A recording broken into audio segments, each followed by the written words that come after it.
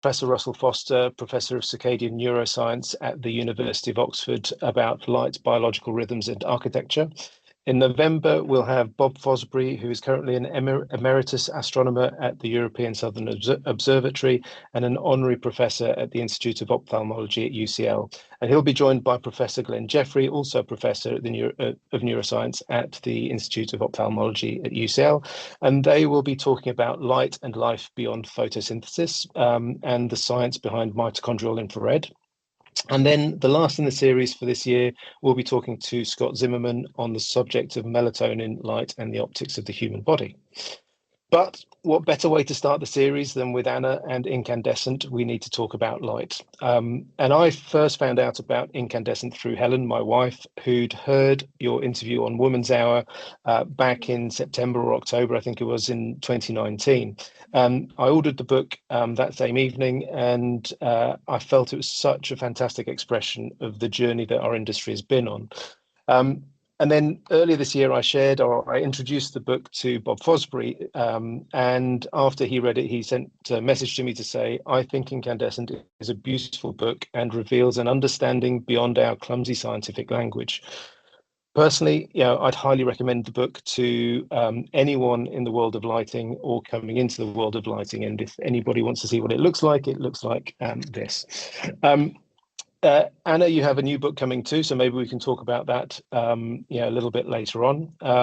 But let's start with Incandescent and let's start talking about light. And Anna, maybe if you wouldn't mind starting things off by reading an extract from the book.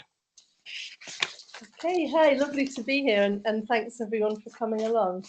I'm going to read a short extract from a chapter in the natural world, because I think that sets the scene for the conversation that we want to have afterwards. Light wakes the world gently at this latitude. The sky softens as it ever so slowly brightens, easing from a rich, deep blue into a curious green. The stars dim gradually, like music faded so skillfully that you feel a pang for its passing, but listen all the more attentively as it quietens. Back home, I'm not one for prizing my sleepy body from a quilt a moment before I must, and so the magic of dawn too often passes me by. But here, in Glenafric, in the Scottish Highlands, I wake in the darkness, and momentarily disorientated, I reach out to feel for the camper van curtains, and then I gasp out loud at the clarity and density of the stars. I'm not used to real dark anymore. The sky around my home on a slope of central Scotland is stained from the lights of industry, so the darkness that greeted me when I arrived at this Highland loch last night was unnerving, but welcoming too. I remembered how real dark is described as velvet. There is that texture to it, soft and alluring. But now the clouds have dispersed and the dark is just a backdrop to the exhilarating starscape that adorns it. More vocabulary takes on a refreshed meaning. A pristine sky. Yes, it's clean, as if the stars have been polished. And gaze. A sense of awe enshrined in the language. We watch birds and even whales, but we gaze at stars. This trip was supposed to be a break from my light obsession. But here in this enchanted place, I can feel the light addressing me from all around me. It's light that tells the green birch leaves to fade to soft ochre, tells the robin which songs to sing, that touches these Scottish mountains with the colours of the spice rack. Far from having a break, I'm feeling more aware than ever of the interplay between light and life. It's regaling me with a bigger story. Once upon a time, it's telling me, there were dark nights and light days. And that once upon a time lasted a very long time, a good 3 billion years. And life on Earth emerged, following a constant rhythm, tapping its collective toes to a steady beat. Dawn, day, dusk, night, dawn, day, dusk, night. Climates changed, continents drifted, mountains rose and oceans swirled, and still nature kept the beat. Dawn, day, dusk, night, on and on and on. And pretty much every living thing developed and adapted to this rhythm. If all the world's a stage, the show is an elaborate dance created by evolution, the flamboyant choreographer, in close collaboration with the cosmos as a virtuoso lighting designer. They're an inseparable partnership. Every footstep of the dance takes its cue from the changing light. It's performed by an astonishing cast of creatures, all flying, swimming, hiding, hunting, resting, growing and blossoming to the beat with breathtaking synchronicity. They're all poised for their prompts, flowers ready to open their petals, frogs to croak a love song, birds to gather and fly south. Migration, predation, pollination, reproduction all respond to the intensity of the light. And these cues come from the subtle lights of the night as well as the sun in the day. Whenever I talk about light, I'm also talking about darkness. They're part of the same whole, and I feel we're inclined to underestimate the importance of darkness just as much as we do light. There's a glib presumption that the world goes to sleep at night because we do. Yet much of life on Earth is nocturnal, and darkness is essential, not just for the sleep and health and well-being of diurnal creatures, but for the rest of life that needs the dark to thrive and to hunt and to travel and hide in. Dawn and dusk are when we may notice the light change and feel its impact, but the colour and quality of natural light is changing constantly throughout the day. The shifts from blue morning to red evening are subtle and often beyond our awareness, but they're not beyond our perception. The cues from lighting designer to cast keep coming. The message is changing. Rest now. Start to dig. Hide. Become sexually aroused. The performers respond at every level, within the very cells of individual dancers, in their presence on the stage, in the twists and turns and drama of the interaction between species. And so, after billions of years of constant rhythm, we have abruptly interrupted one of the most fundamental cues that programs the natural world. What have we done to the dance? Thank you. Thank you very much, Anna. It reminds me that I probably need to read the book once again because it's just so wonderful. So maybe if I'd start the questions or the talk with a question, and to say, to ask, what inspired you to write Incandescent? Well, you're often told as a writer to write the book that only you could write. And I think I found myself in a story, unwittingly and certainly unwillingly.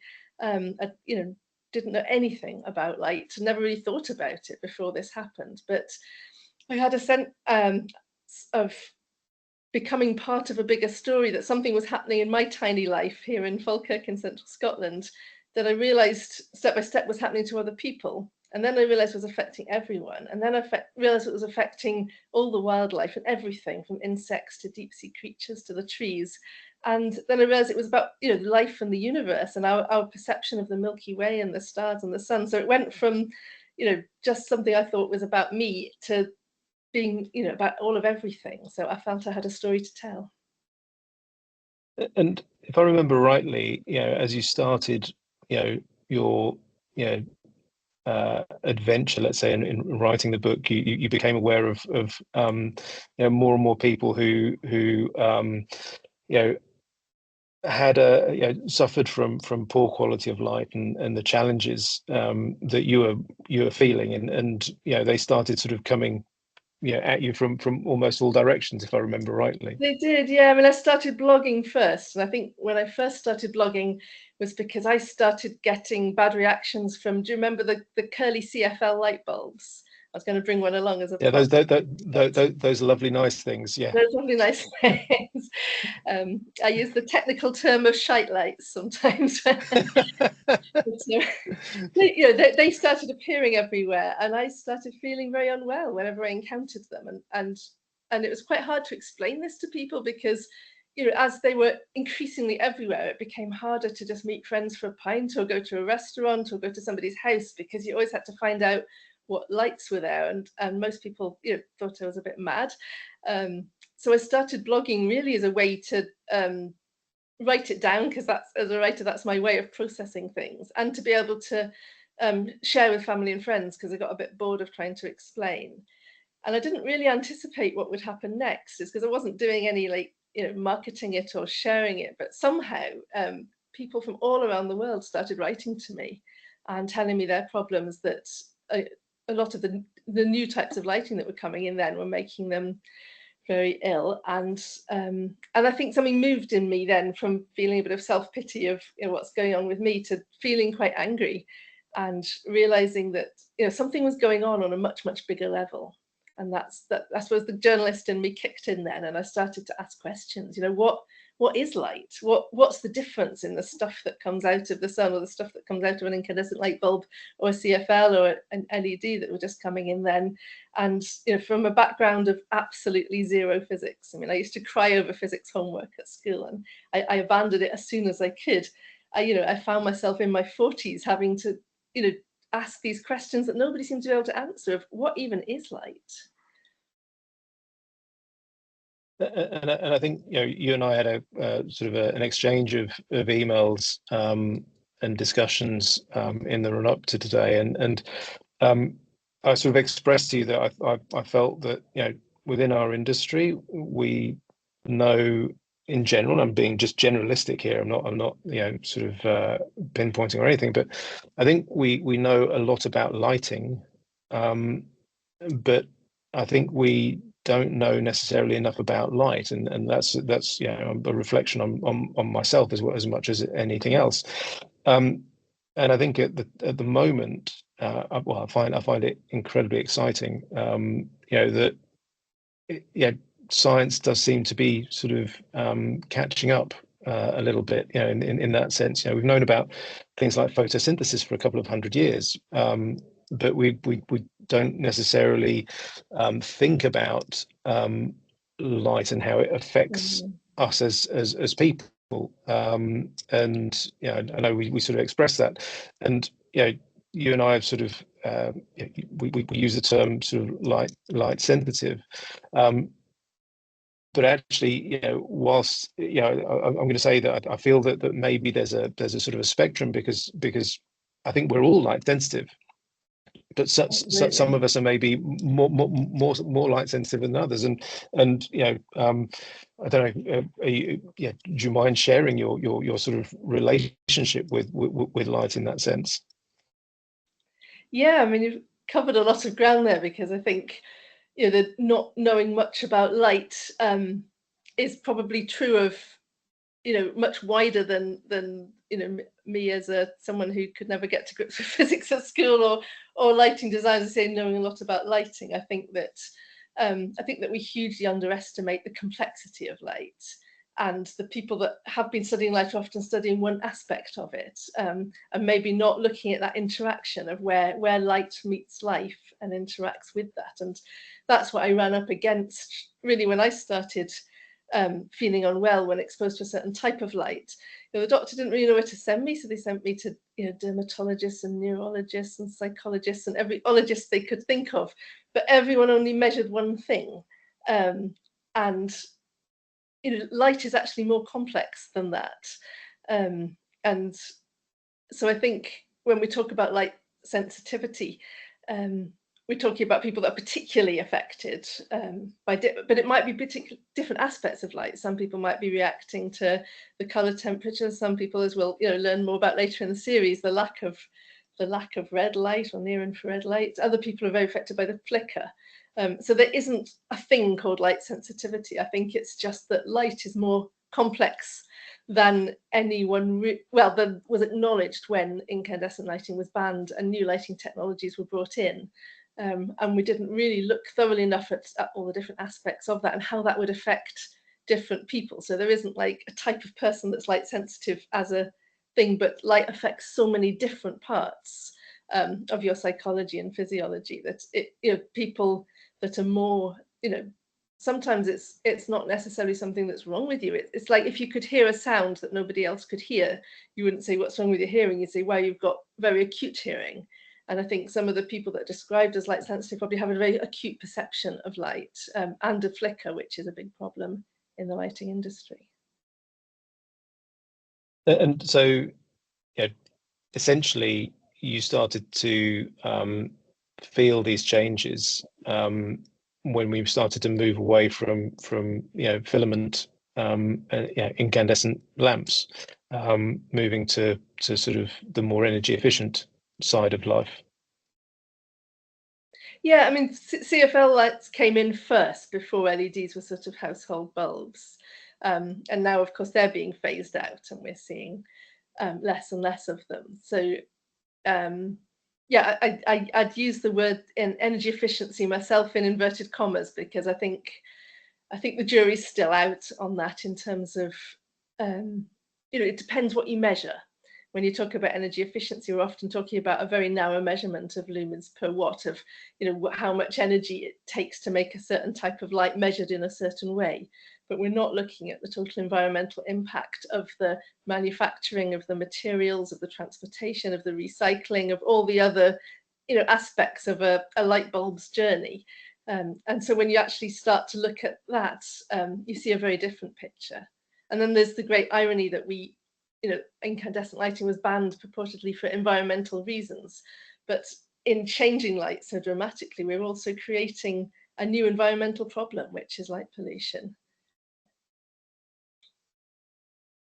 And do you mind me asking if, because LEDs have moved on quite a bit over the years, are there, have you come across, let's say, LED environments that are not detrimental to your health and well-being, or is it just any LED environment that is an issue? For me personally, life's definitely getting easier because there's a lot of work gone into softening and gentling and warming LEDs, and there's a lot of environments that are absolutely fine for me. My biggest problem is with the CFL and that sort of period of lighting technology. So in some ways my life's getting easier, but it was quite a surprise for me on writing Incandescent and starting to engage publicly that I'm actually in a minority among people that are struggling with the new lighting technologies, and far more people are struggling with LEDs than with CFLs. And some people, it's just when they're particularly blue and particularly bright or very direct. I don't like talking about LED as a thing because you can make so many different types of lighting, obviously, with this technology. But what I think we need to acknowledge, and what the lighting industry and the regulators need to acknowledge, is that there are some people that are still finding they have adverse health reactions from exposure to any LEDs, regardless of the color temperature, regardless of whether they're sort of guaranteed flicker free or what electric circuit they're on. And there's a lady that's been involved in a court case in New York recently, and she gets very severe epileptic fits from exposure to LED, seconds of exposure to something like an LED streetlight. And there's another lady in Ireland, very severe as well. And not every, again, I talking about light sensitivity is such a spectrum. Some people might just get a bit of a headache at work or feel irritated. It can be quite a mild thing. And some people are absolutely disabled. And there's a charity, Light Aware, that's campaigning to raise awareness about the impact of artificial light on human health and well-being, and also advocating for these people who are actually light disabled, because once you have such severe reactions to artificial lighting, you can't go anywhere. You can't use public transport. You can't get an education. It's very difficult to use screens. It's hard to go to people's houses. And I think the extent of the social exclusion is hugely underestimated. And I think it's only yet, I describe it as a human rights problem and a human rights issue, and it hasn't yet been thought about in those terms. That the level of social exclusion means it does count as a disability. And we are, by enforcing by law a change of lighting without really taking into account how that's going to affect people's lives, we're creating a permanent lockdown for some people that can barely leave their houses. And I feel that it's really important to speak for those people as well as myself. I can say, well, yeah, my life's getting easier. I can get the train to Glasgow because the LED lights are fine with me. But I'm constantly aware of the people that they're not fine for, and how do they live their lives? How do they go to the doctor? What happens? How do they get to the dentist? It's really practical problems that aren't being addressed because incandescent lighting was banned without any provision for people that can't tolerate the alternatives. I think we just probably didn't realise the impact the alternatives had. So or maybe there just wasn't enough volume, noise around the topic. But certainly, as I say, I think as the science progresses, and later on in the series, we'll be talking to Professor Russell Foster and Bob Fosbury. I know Bob's on this call today, and Glenn Jeffrey. We're finding that light has a significant impact on our lives beyond just allowing us to see things, and it's a fundamental part of our everyday life. And I've said for a while that I believe that we consume light, in the same way as we consume food, and we live in a world which is highly ultra processed in so many ways, whether it's our the food we eat, the transport systems we use, but our light sources today are essentially ultra processed. We started with a processed light source which was incandescent. Fluorescent was superbly ultra processed and delivered some pretty shocking spectral distributions. And LED is ultra processed, but as you said, it's I'm glad to hear that it's sort of better for you today than say the compact fluorescents.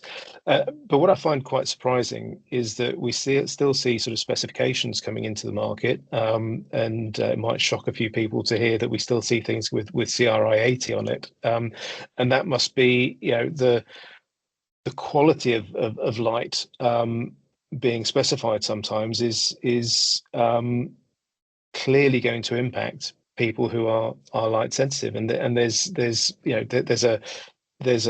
I know there's been a battle for energy efficiency and versus quality of light, but very often we think cost as a primary function, and capital cost rather than the maintenance cost and the cost of maybe what that does for productivity within a workplace.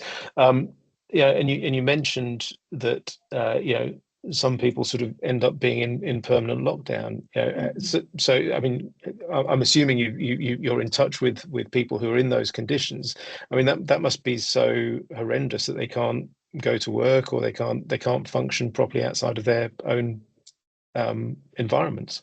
Yeah, absolutely. And it's getting worse and worse because the step by step, there's a lady in Ireland that did a very powerful testimony to the Irish Parliament, and I was there as an advocate, sort of speaking for like disabled people in Ireland, and she was saying about how she started off having to move out of town because of the street lights, and now she's can't leave her house in winter because of neighbouring farm lights, and then they put up LED traffic lights so she can't drive into town, and she's not able to take her dog to the vet or visit her parents' grave. She's not just people are absolutely imprisoned, and I think these stories aren't heard. So I suppose as a writer and a journalist, I did feel a responsibility to not just share my experiences or my learning about light, but to talk about the human rights of people whose lives have been lost in the sense of their life as a thing they can live and go out and participate in,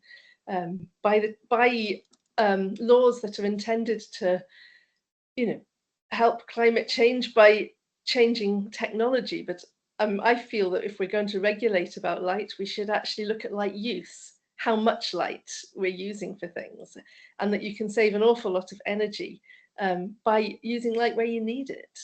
You're simply switching it off, dimming it, but you're directing it where it's actually needed, because we've also created this global problem of light pollution, which scientists today are saying is actually on a par with climate change in terms of the disruption of the natural world, that's being created by trying to save energy.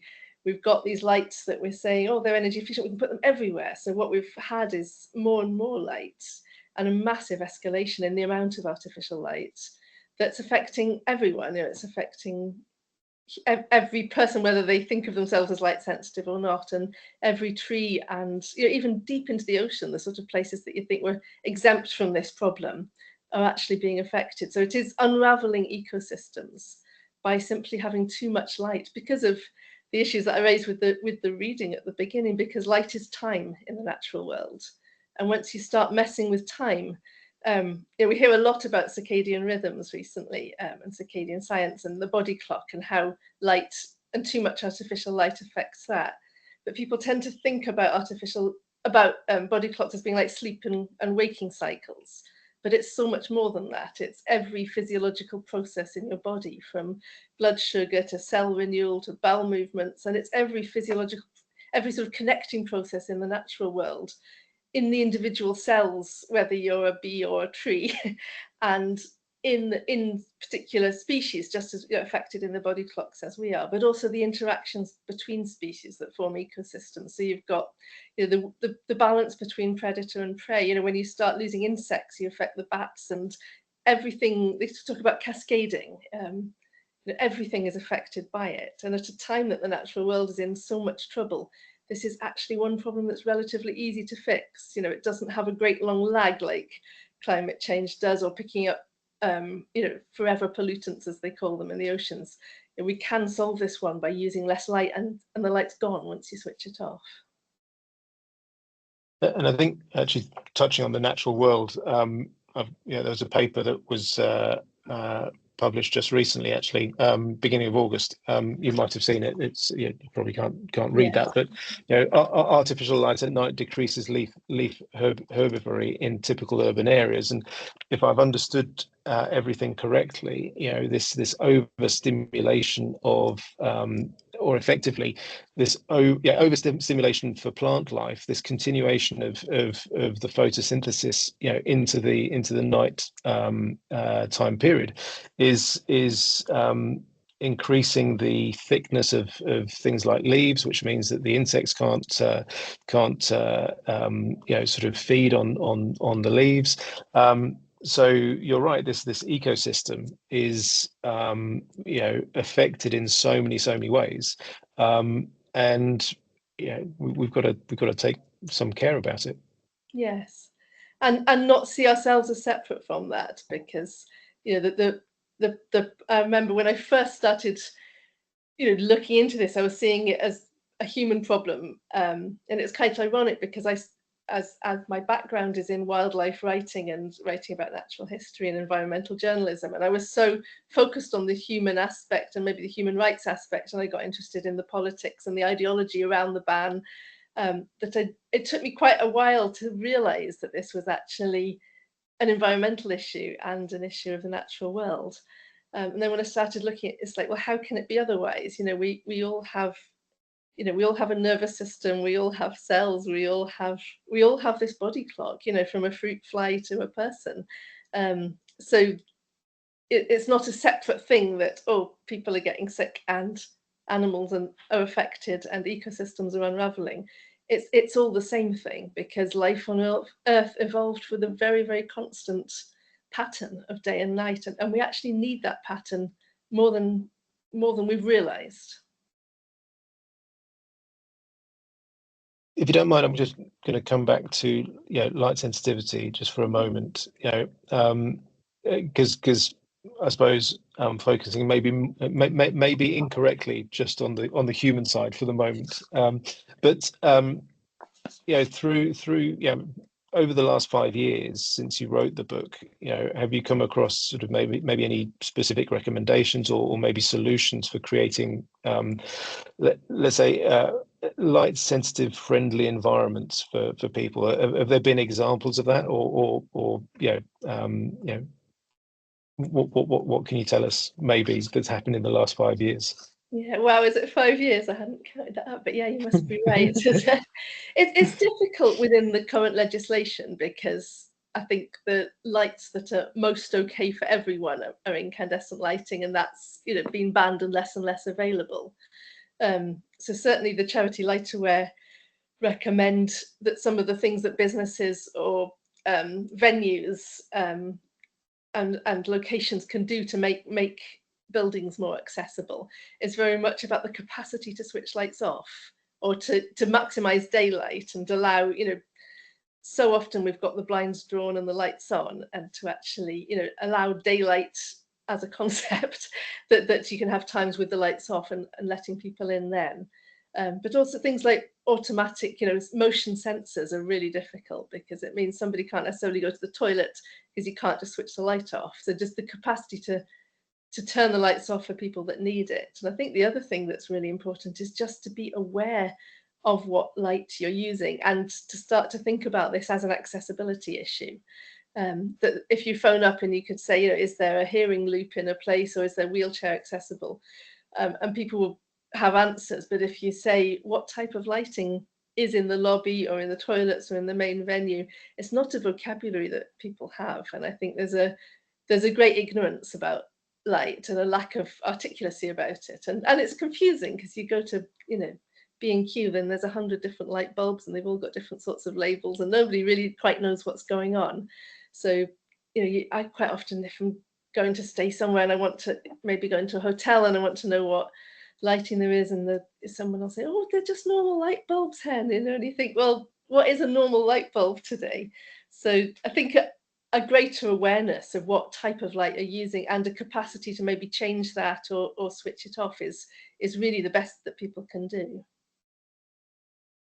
I'm going to confess that recently I acquired some incandescent bulbs from lamps from Amazon, and as long as they can supply me, I'm going to acquire them, because there's no doubt there's a certain feel, and maybe I'm talking on behalf of others here, but when the incandescent or filament lamp disappeared from usability, the lighting design industry, if I remember rightly, and I think I do, quite upset that this beautiful light source, a light source that changed, as it dimmed, got warmer, gave a certain feel, an atmosphere, an emotive response, was taken away from us, and at the time we were left with much less controllable light sources, albeit that today obviously we have a different set of tools. But yes, I have to confess I have some incandescent bulbs that I'm still using and very happy to use. But so you mentioned light aware. I think this is maybe quite an interesting forum to maybe talk a little bit about light aware and express a little bit more of the work that they're doing. And obviously you're involved with that. So I don't know if you mind, if you don't mind sharing maybe some of the work that they're doing.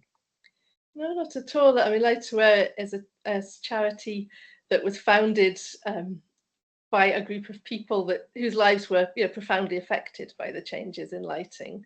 And it started off being more about helping people navigate the new lighting environment. If you suddenly can't go to a petrol station or a train, and trying to support people that are struggling with that. But it's got much wider now, and just really recognizing how everyone is affected by the changes in lighting. And I think car headlights are a very big example of that, so many people are struggling to drive at night, especially older people have stopped driving at night, and affected by the glare. And I was on Jeremy Vine's show one time when this all first kicked off, sort of talking about the problems people have with over bright light, and there was a representative from the motor industry there, and his argument was, well, they look cool, they look good. And I couldn't believe we were having that conversation, because it's like people can't actually see if they're being dazzled. And I think this is where it's become a much wider issue. There's so many people who are like disabled, or think of, or really maybe get a headache at work, or sort of directly affected. But then there's way more people that are flinching when you come over a hill and are very, very bright car headlights coming at you. And the same with street lighting, that's got harsher and colder and brighter, and a lot of people are struggling to sleep or having to get blackout blinds. So I think Light Aware has now become really about looking at how artificial light, the changes in artificial light, affect everyone, and campaigning for safe light for everybody. And we've been doing that, all sorts of ways, through raising awareness, but also working, in Parliament and with legislators at every level, from local councils to the European Union, and just ensuring that these issues get raised, and that there's a voice for people that are having problems with it. I suspect that when we talk to Bob and Glenn in November, they might have something to say about car headlights. I know it's a topic that they are quite focused on, especially with the latest generation. As you say, you know, they're intensely bright, and then affect you know, other motorists and maybe other things too. So maybe this is a good point, maybe to move on to, you know, dark skies, and maybe introduce the new book, which, if I'm not mistaken, is actually called Dark Skies. It is called Dark Skies. Yeah, I don't have a cover with me actually, because it's not out yet, but it comes out in October. But it's part of a series of small books. They're a little bit smaller than a paperback, which is quite an appetizing size, of essays by a publisher, Saraband, called In the Moment, which is just appreciation of the moment and of your environment, and just being more aware. So it fits very nicely into that. And in some ways, it's a happy book compared to, I think, Incandescent. Was also, you know, quite an angry book in a way. I was very upset, and I was very angry on behalf of, and that's a good motivator to write a book. And the focus this time is less on what's wrong, and more on what's right about darkness and starry skies. Though obviously, it's like talking about an endangered species. You can't talk about darkness or the sky at night really without talking about the threats to it. So, you know, light pollution is an ever-present threat in that story, but it's more of a celebratory story about how important that is for us. And you know, dare I say that where you're located, you have access to dark skies, or is it still a challenge? Yeah, I mean, where I'm immediately located, we're just outside Falkirk. We've got very, very light polluted skies. We've got Grangemouth oil refinery just down the way, and we've got the sort of sprawl of central Scotland. So, our immediate environment, it isn't great. But beyond, you know, very lucky living in Scotland that, you know, we can get out to darkness relatively easily. But it still can be surprisingly hard to find. You know, you go to campsites and thinking, oh, that's in the woods or that's in the mountains, and there's just absurd amounts of light. You know, the toilet blocks are lit and the paths are lit way more than they need to be for someone to walk in the dark. And a lot of, you know, motorhomes have strips of LEDs across the back. And then you sort of escape from that and try and go wild camping, and you find, you know, there's like a shut golf course that's got a massive light on all night. And I did a writing retreat in the Highlands thinking this will be beautiful dark skies, and it was an astonishing amount of light from farms, from individual houses. And it's the same issue of people using way more light than is needed for the purpose. So yeah, even here it can be a challenge to find it, but yeah, I know where to go, so I get my fix. Yeah. We're lucky enough to be able to escape to Norfolk on the Norfolk coast, and you know, we live in Hertfordshire, and you know, we do see some stars, but the difference is enormous just traveling 2 hours you know, north, and we you know, we talk about it a lot, I think, within you know, the industry in any case. You know, this connectivity with the night sky has been completely lost in cities, and it's something that's been, you know, known about for a long time, discussed for a long time. There was a wonderful film that was produced called The City Dark, and you know, I've seen the. just talk. Have you seen it? Okay, it's lovely, and just a really fantastic sort of bit of storytelling around how we've lost the night sky, and what that means to us, and you know, how we've evolved to have it. But yeah, so light pollution is something which affects all our environments in so many ways. But you know, if you go back to you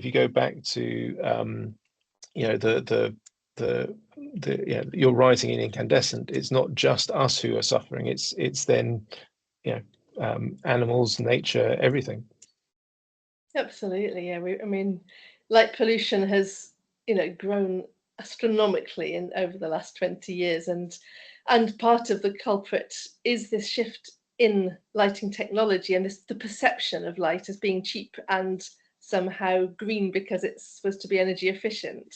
So, and a lot of the first rollout of LED street lighting, for example, was very um, high color temperature, very very cold white light that actually increases the light pollution at night. So there's a lot of work to be done. There's a lot of really good work is being done.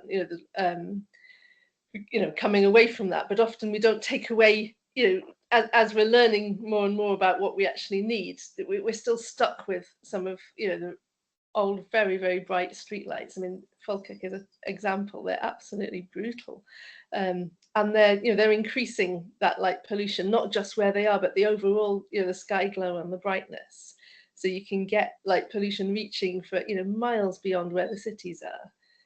So we're really, really changing something very, very fundamental about the world that is only just becoming recognized as an environmental problem. Do you think there's enough educational programs? Do you think there's enough public awareness around dark skies?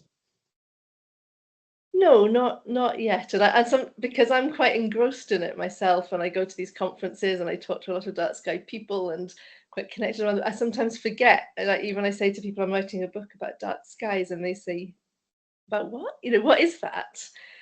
What? So I think it's something that's not reached the public consciousness yet, but it's sort of spilling out, and I think it's quite a hard thing to talk about because one of the most important things you want to do with public awareness and education programs is actually get people to experience it, because you can't tell someone this is important if they don't even realize what they're missing.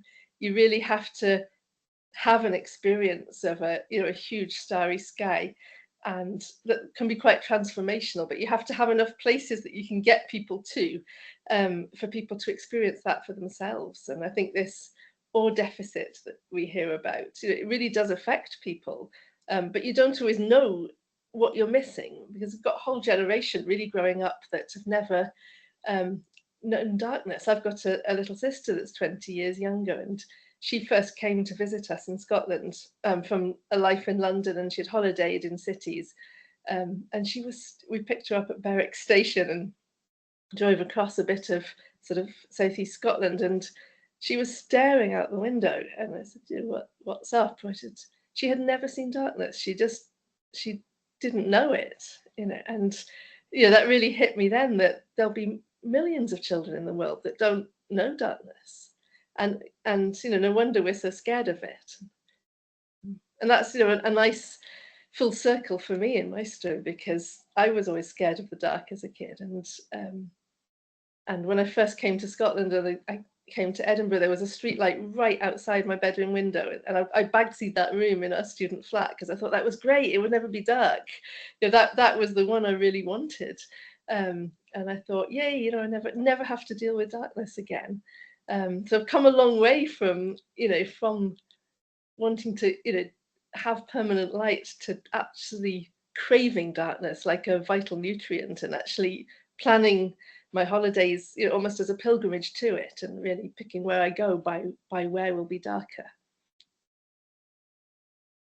And I know I keep referencing Bob, who's on this call, but he's shared photographs of true dark night skies, and you can't help but feel what's the word I want to use? I don't want to say jealous necessarily, but he's had opportunities to see skies that some of us will never see in our lifetimes, and just beautiful photographs of night skies. And as I say, we go up to North Norfolk, we get a little sort of a small glimpse of that opportunity, because it's definitely not what Bob's seen, and it's quite wonderful, to just see. Yeah, literally wonderful, as in full of wonder. And I think it does absolutely blow you away when you get that extent of seeing the Milky Way and seeing, just the vast array of what's up there. And I often say to people, think about, the most beautiful view, maybe somewhere from a childhood or a holiday, a really spectacular place that, that really makes you gasp to look at it and just go, wow. And then imagine that we built, a tower block or a big ugly monument right in front of it so that it blocked your view or maybe gave you a little glimpse. How would you respond to that? And would you protest? And would you be angry? And that's what we've done to most of humanity. We've got this.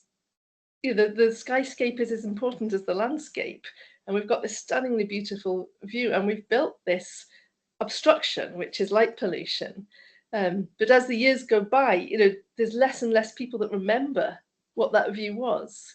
And it's only when you get a glimpse of that you actually know what's been lost. And I think we've had such positive associations with light and brightness as a society, that it's modernity and it's safety and it's where it's all happening is where the lights are. And we don't think of light as a thief, and light pollution has stolen that view, which is one of the most beautiful views on earth, and people have been weaving stories and myths and dreams around it as long as there's been humans. And I think a lot of people involved in dark skies, really acknowledge now that's part of our humanity, and it's part of our sense of ourselves as humans. We need that vastness of sky to know that there's things bigger than us and we're connected to it. And if we lose that, we lose something that's really essential, and things go wrong. So I think it's something we have to fight for. Yeah, I've just been pondering the point that you made that some children have never seen, a dark sky, and that's really quite sad. Yeah, and that's even darkness itself. It's sad and at the same time quite shocking, but I can see where the statement is coming from, and I can understand it, because if you've spent all your time in cities, why would you know what's up there? Yeah, and even if you'd experienced darkness, you wouldn't maybe never have seen the Milky Way, or never have seen a lot of the constellations that are part of human experience of living on this planet. And that's something that we're taking away, and we need to get angry about that, as if someone was messing with a view that's really precious to us, or part of the natural world. Because the sky it's all of our heritage, and it's for everything on earth. And I think that's when you start realizing that we're not the only astronomers in the animal kingdom, that birds use the stars to navigate, and dung beetles use the Milky Way to orientate themselves, and they're wondering now if whales use the stars on their big migrations the way that sailors used to. And you think, our experience of life on this planet has always been connected to what's going on in the heavens, and severing that with a veil of light pollution is more significant than we realize. I'm conscious that we're almost close to the hour, and I'm conscious that we'll want to open up for some questions and answers, but I have a couple more questions for you, if you don't mind. And the first one from me, is, how do you think we can, raise public awareness about the importance of light and its impact on lives and the environment? I think one thing that we can do more of is actually call it out and complain. I think people are very tolerant of what I call shite light, and people will say, oh, I met someone who said, oh, I take painkillers every day because I get headaches from the strip lighting at work, but it just takes the painkillers and goes in. And I think the lights on trains, the lights in public spaces can be horrific, and we don't complain about it the way we would if there was a sound or a smell or something else that was actually quite unpleasant. So I think actually talking about it. I mean, as you know, my subhead is we need to talk about light, and I think that's one of the most important things we can do is be conscious of it and be aware of it. Because people often say to me, like, oh, it'd be great if there was a sort of gadget, or there's various things you can do on your phone now to pick up different aspects of light. But I say, you have an incredibly exquisitely sensitive light detector already it's your own self, it's your body, it's your soul, it's your eyes, it's your cells. And if you actually notice how you're being affected by light, you know, when you feel good, when you feel upbeat, when you feel and be conscious of this and make that part of the conversation, then you know we'll be coming a long way to being just more aware of what's being inflicted on us. And what, you know, as you say, we're consuming light. If we think of it as nutrients, it's like, don't take that junk food. You know, we want some decent light. So I'm assuming that shite light is a technical term, is it? It is, absolutely. So you know, I suppose one last one from me before to some questions. You know, is there one key message or a call to action that you'd hope that either listeners today or readers from the book would take, and what would it be? What would that call to action be? I think it's an unusual one as a call to action, but I think it's a call for humility, as well as anger, as well as, you know, awareness of the human rights of people whose lives have been devastated. I think we need humility in our recognition of how little we still understand about light. And I know we've got a lot of lighting designers here, so I think I'd say that especially to this audience, that light is, we underestimate it as a society, as a within different professions, and within our legislation. It's way more powerful than we realize, affecting every cell of every living thing, and it's way more complex. And I think when we talk about light, we can get hung up on, oh, it's all about flicker, or it's all about color temperature, or it's all about different measurements. Whatever we measure is inadequate, because no measurement, this phenomena that we call light powers life on Earth. It's an energy force, and we don't yet understand it fully. So I think just proceeding with that awareness would make us maybe a bit more cautious. You mentioned that we underestimate it. Do you think it's because we take it for granted? Yeah, absolutely. And I think also the changes have been so sudden and so recent in terms of human history. Electric light's relatively recent. And incandescent light isn't as different from natural light sources. And then suddenly we've gone into newer lighting technologies where, as ever, the technology races ahead, and the research needs funding, needs awareness, needs someone to instigate it. And then this sort of relationship between technology, research, and legislation is utterly out of kilter. So things have happened very, very fast, and people think, oh well, if you put it in a light bulb, it's in the same light bulb fitting, it's the same stuff, and it isn't necessarily. Amazing. We have a couple of questions already here. And I'm going to read out the first one. How do you propose developing that vocabulary around light for everyone, and what ways can we put that into practice?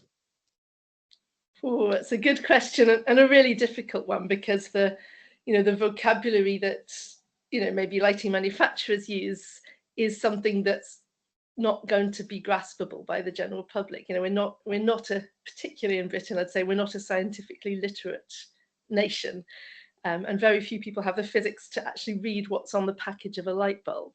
So I think the way we can use vocabulary better is to be more aware and more honest about the effects on us, and how you feel about it, and not what's wrong with you, but what's uncomfortable about that light, and how you respond to it. So I think flicker's something that you can measure and deal with, and there's a lot of research into that. But there may be aspects of light that are causing issues that we don't even know what they are yet, or only just beginning to understand. So I think being much more, much less technical, and much more, we can talk about icky light, that's fine, that's a technical term too, just much more aware of the effect of how it, like when we talk about food, we don't talk about what's going on a chemical level in your body, and we don't necessarily even talk about it in a nutrient level, but you know how things make you feel and what's healthy. So you're talking about light that's safe for everybody, and healthy light, and really thinking about what that is. Thank you. And there's another question here. How can we protect ourselves from unhealthy light? Switch it off. It's hard. It's really hard, because if you're going to work, you're going to train.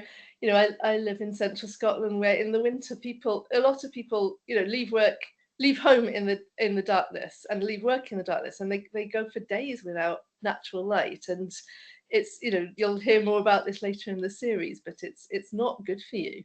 But I think if you think about light as a nutrient, just making sure that you get daylight, and especially in the morning, and get some sunshine. And even if it's a question of negotiating with work, and I'd love to see a national, so like you can get your desk adjusted for your back and things in a lot of workplaces. I'd love to have daylight breaks, that people can actually see that as a physiological need for their health. But I think protecting yourself from light is just noticing what affects you, how it affects you, and minimizing it where you can. Most of us use more lights than we need. You don't need to light your kitchen as if you're going to do surgery in there just to boil the kettle. And it's just getting used to sometimes sitting in the darkness and having a chat with someone. It's quite nice. It's okay. So using less light at the time that there isn't natural light is probably good for the environment and good for people. Amazing. I don't know if there are any other questions. If anyone has any further questions, or there seems to be one. Here we go. What is your favorite lamp stroke lighting product at home? There we go. Oh well, I'm a bit like I've got my stock of incandescent light bulbs, and I still use them. And studies have been done that actually using a dimmer switch could have saved more energy than all the new types of lighting that we've got. So I like a 60-watt incandescent bulb on a dimmer switch, and I like to keep it very low if I'm chatting or eating, and I might put it up when the kids are doing Lego, or but to have that control, so that I talk in the book about Goldilocks light, that there is a light that's right for everyone at that moment in time, that's just not too soft or not too dim, and it's not too blue and it's not too bright, and just being aware of being in control of your lighting, so that you can get what's right and get the right nutrients for you at that moment in time. And we have I hope you don't mind, Paul, but as you've come through as not anonymous, Paul, thank you very much for your comment, which is not a question. Superb discussion, and puts much of our professional lighting design, specification, manufacturing industry to shame. Hang on, there's a little bit more here. Certainly food for thought. Thank you. So thank you very much, Paul. That's a lovely comment. Tom has said, are there any technological solutions emerging, and do we need to remove the ban on incandescent bulbs? Yes and yes, I'd say to that. I mean, I think, the technology has moved on. There's amazing work being done in getting better LEDs, and for bats and for wildlife and for people, and some of them are fine by me, but are not fine by everybody. So I think we do need to remove the ban, because I think it was banned too soon. I mean, I think for one, I spent 2 years sort of digging into the justification for the ban, and the more I read, the more it crumbled. And I don't think we should ban any type of lighting, really. I think we should begin again with thinking, okay, what do we need light for? And what's the best type of light? And who needs what type of light? And what will be the impact of different types of lighting on different people? And I think it was rushed, and I think it was botched. I think it was a cock-up or overall, if you'll excuse my language. And I think we need to, and people now take that as something that's, you know, some law of physics, or that's, you know, that they've gone, it's impossible now. Or I think some of the language, you know, around, oh, incandescent bulbs have gone extinct. And it's like, no, they haven't. That was a decision that was made. You know, that was a decision that was made in the, first of all, the European Parliament, and it went around the world, and it was very politically motivated, and it was very ideologically tangled. And it's not an inevitability at all. It's a group of people made that decision. And we need, you know, we need to look again, is that actually the right lighting for certain applications? And I think, you know, what's the best light for car headlights? What is actually the best light for street lights? What's the best light to have in your home? And how can we make all of that, you know, how can we use less light so that we waste less energy and light the sky? So I do think we need to go back, you know, and begin again with actually looking properly at the whole story and the bigger picture, knowing what's more known about now. Thank you. Kerem has put in here, do you think we can push the conversation around light comfort and wellness to extend beyond the office and into residences by government or local council? Say that one more time. Do you think we can push the conversation around light comfort and wellness to extend beyond office and into residences via government and local council sort of drive, let's say? Yeah, I hope so. I think, you know, I think there's so much work being done and so much science that's come out in the last decade about how, you know, light affects, as we said, every aspect of your psychology, of your mood, of your health. And we're talking now about diabetes and cancer, Alzheimer's, effects on autism, and you know, huge issues that we're dealing with in society that, if we'd actually start to put light into those puzzles, then we need to really rethink, you know, what people have access to, but also what the way you have big public education programs about, you know, certain health issues. I think we're due one on light, that's not just about technology, but about daylight, and you know, how we get it into houses and how we get people out of buildings into it. And I think, yeah, that needs to be on every level, but it does need government and council involvement, because that's where a lot of the legislation changes is coming from. Interesting. Yeah, some of the topics you just raised there. There's a chap who was introduced to me by Scott, actually, a chap called Simon Carter, who wrote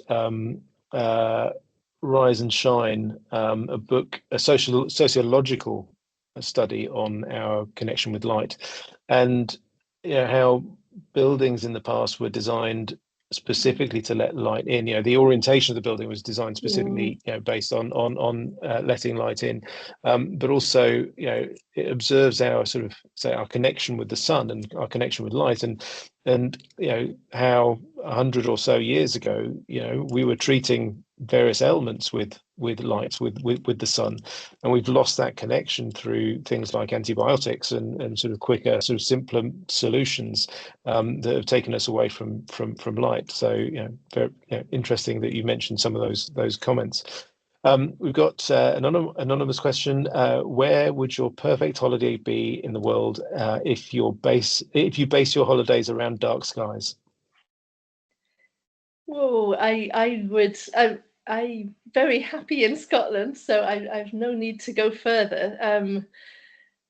I would head for the Hebrides. The Isle of Rum has just become sort of designated as a dark sky sanctuary.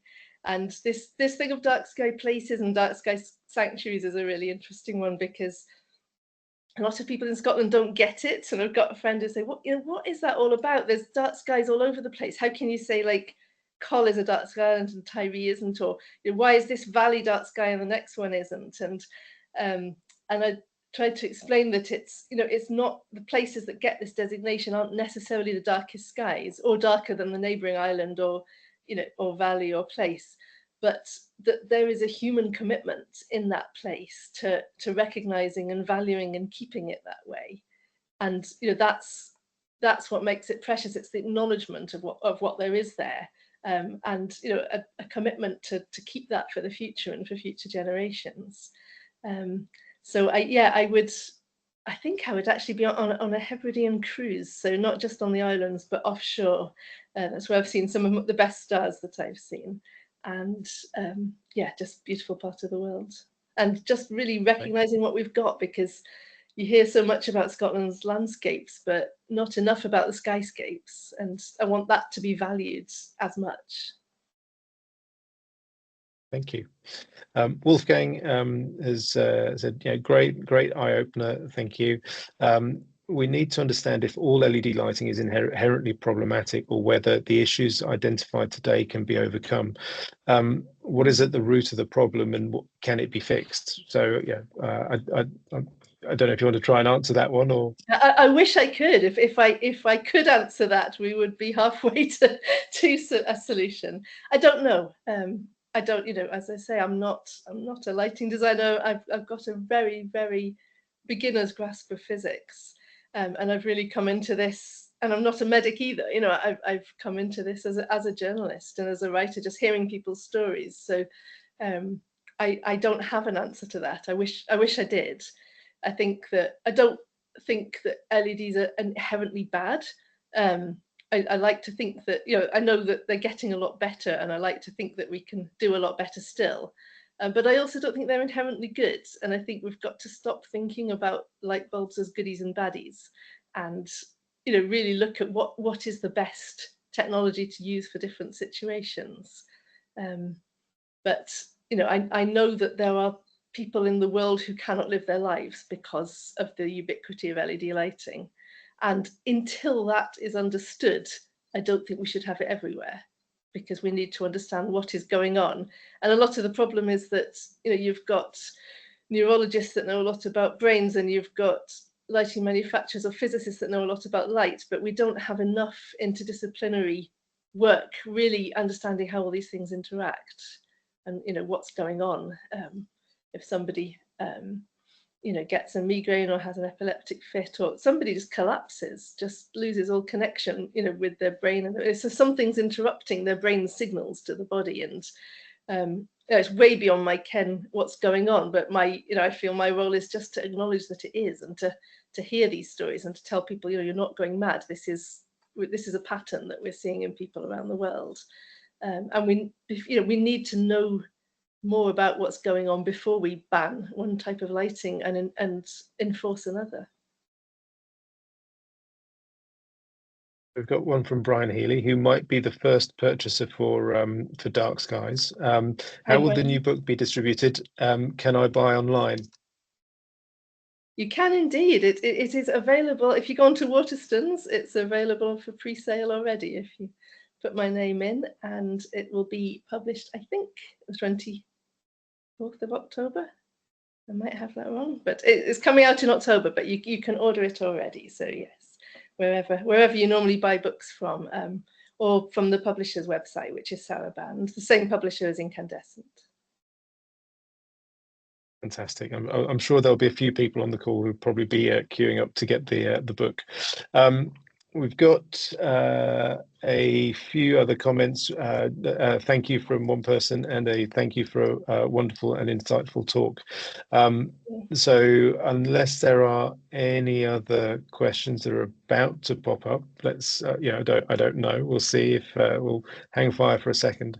But if not, then I'm going to agree wholeheartedly with that comment. It's been an absolute pleasure talking to you, Anna, and the comments that Bob made when he'd finished your book, I think, are absolutely correct. It's a really truly wonderful book, Incandescent. And actually, hang on a second, we've got Kerim saying lovely talk, thank you. So I just want to thank you for your time, and we've had a load of questions and lots of people saying that they've enjoyed the talk. So it's been an absolute pleasure, and thank you very much for your time. Great, thank you for having me on this show. Thank you.